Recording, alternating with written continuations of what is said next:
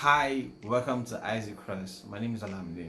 I want to say thank you and thank you for all the comments, all the feedback, all the prayers regarding my first video. I got friends that called in, I got friends that sent me chats, I got friends that encouraged me to do more, I got people that prayed for me that I should do more, and I'm going to do more. I'm going to work on the feedback and I'm going to work on the comments. Thank you so much, really appreciate it. Now this is the second video and we're going to be talking more or less on COVID and couples relationship during this period. I read some articles, and my first article was from China, in which they said that they had a lot of increase in divorce and domestic violence during the period of the lockdown. And I'm looking at this similar case is now what I read again in the US, where they are having the same high increase in domestic violence.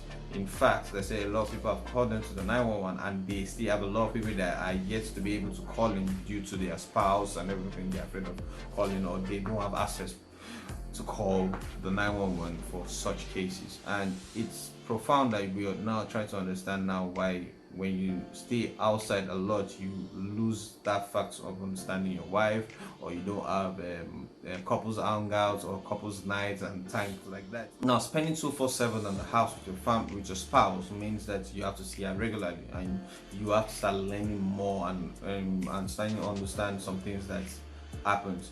Funny, I read some funny articles in which someone says my spouse farts a lot, and she's wondering how does he do it in the office if she can fart. Some will say, oh, every time we have a break my husband is always having sex. Now I'm thinking, so anytime he has a break in the office, what does he do?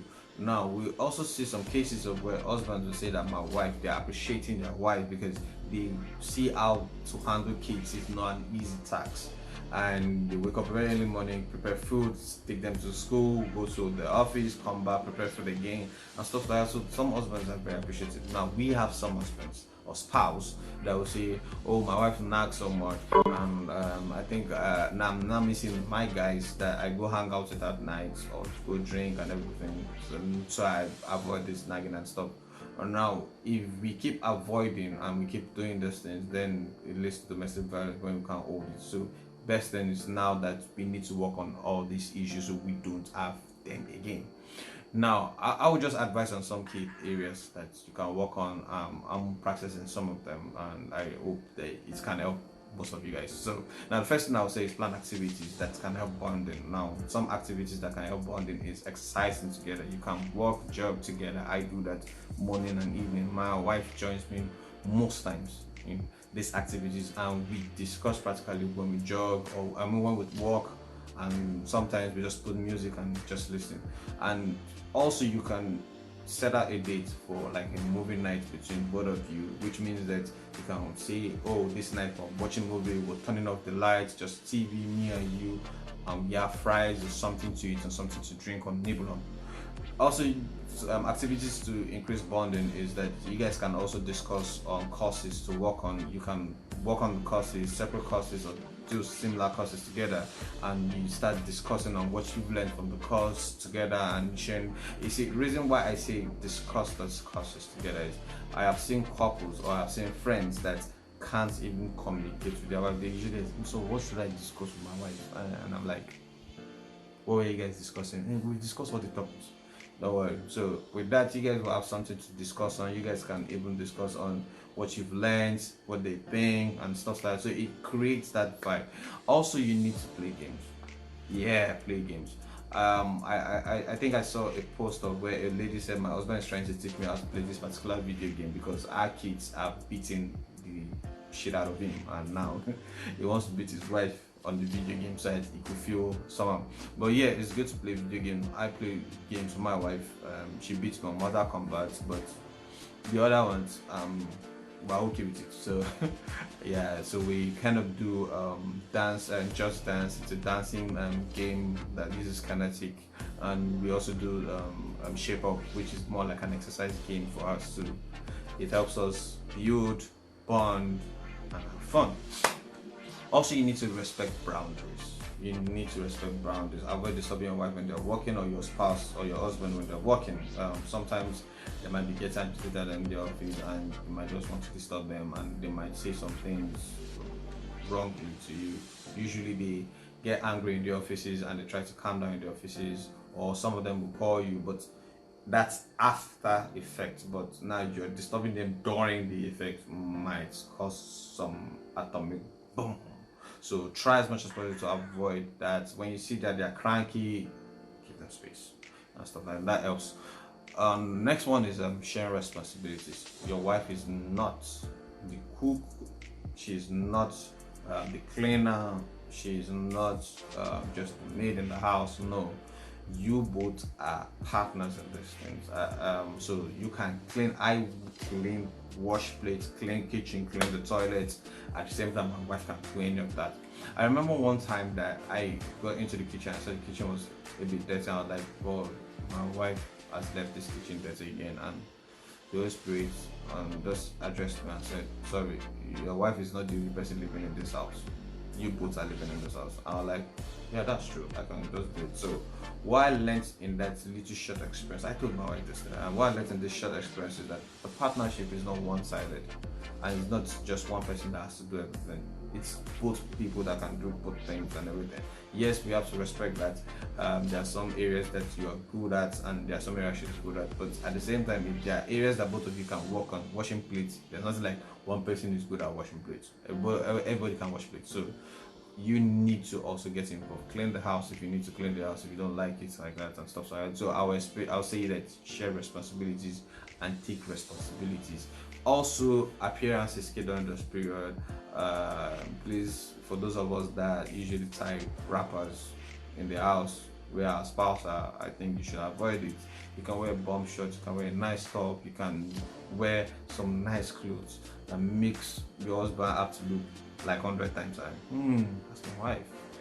Everything is in the packaging of the products. Yeah, people say it's the packaging of the products. It's not majorly it's the appearance of that packaging, and it creates appreciation from men.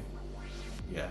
Also, men, it's not that you go in the house and just remove your shirts and be walking up and down like that. No, you wear nice shirts. You can wear a tank top that brings out the most of your body and everything, just to encourage that you look nice. Yeah, look nice. Now, the other thing I also want to say is communication and attitude during this period. Communication is key. You should learn to over communicate. And the reason why I said you need to over communicate is try to avoid giving summary of things. Yes, summary. So sometimes your wife will tell you something and it might be like in summary, like, and later when that issue comes up, she's like, "Oh, but I told you now." But I like, you didn't explain in full details to me, so I didn't understand what decisions to make. So try to always over communicate. So it's more like you're giving the person a manual. So you give the person a manual towards on something you're communicating with them. And please, when you're communicating, always have the pulse. Give positive feedback. And when you want to give a negative correction, always do it when the person is not in a bad mood. Don't do it. If you want to say, "This is how you do it," no, don't. Try to talk to yourselves during the bonding period where you guys are relaxed and cool and you guys can navigate around it. Understand your spouse more or less, understand the timing, understand their temperature and stuff like that. So what I'll say is avoid heated arguments during this period. Heated argument can lead to anything, and I'm praying that it doesn't lead to anything, including everybody watching this video and people outside or people close to you. In fact, it doesn't lead. So what I'm saying is avoid heated arguments during this period, because this time you are locked up. It's like a box. You are in Royal Rumble period if you have heated arguments with your spouse. So try to avoid heated argument. Walk away if you can walk away, and go to the toilet, which can be a safe haven, and lock it and start shitting, because it's more like the smell can kill people and stuff like that. But I'm just kidding. But you can walk out of the house and come back and have that discussion with them.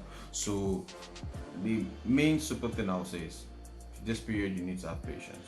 You need to have patience. If you need to have, but like one of my previous bosses said, have patience as your middle name in this period.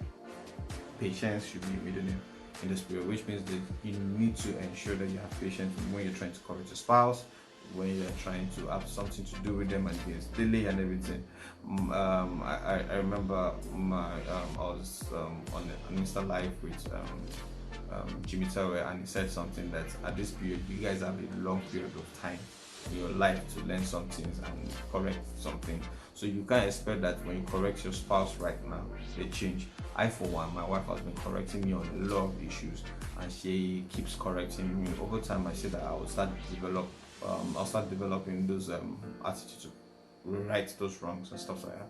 So this period is more or less a time for us to bond. It's more or less a time for us to create as a family, understand your family. For those with kids, I would say there are a lot of things you can engage your kids with at this period.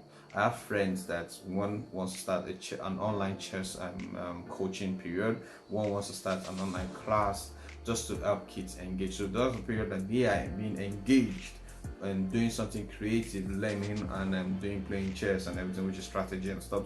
You are also doing some other things, and when you guys are done together, when you're done with work and they are done with learning, you guys can have that family time. So really want to say that you guys should get creative in this period. Try to understand your spouse, try to have patience, and try to have the right attitude when you're communicating with them and correcting them.